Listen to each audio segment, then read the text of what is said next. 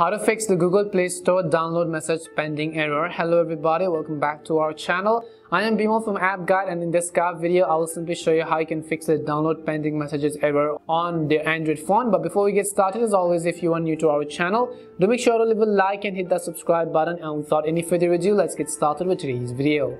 So first and first, what you want to do is, what the issue over here is that, let's say you were trying to update multiple applications when you switch to your phone. If you went to the manage apps and devices section, and if you selected update all, now you could basically see it is actually stuck on pending. Now you don't really need to worry about this.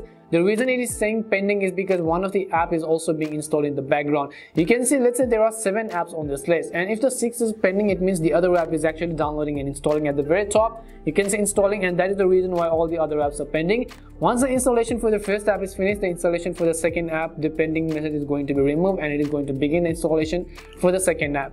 However, this is only if you actually try to update all of your apps at once. But let's say that you were actually trying to update one at a time, but still it says pending.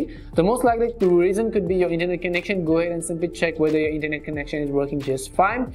If not, the other thing I would also recommend you do is simply try to clear the cache and data, and then try to re-log in and then re-update the applications manually. So what you want to do is, you can go ahead and tap on Google Play Store, long press on it, tap on the eye icon which you see. As you tap on the eye icon, you can go to storage, and you can tap on clear cache, and you can also tap on clear data. And then for this, you might need to re-log into your Google account in order to come back to Google Play Store, and you'll be able to fix it in that way. Hopefully one of these solutions may have worked for you. If it did help solve the issue, make sure to leave a like and subscribe to the channel. If you have any more questions, queries, or doubts, simply also make sure to leave them down in the comment section. Thank you very much for watching till the end, and see you soon in our next video.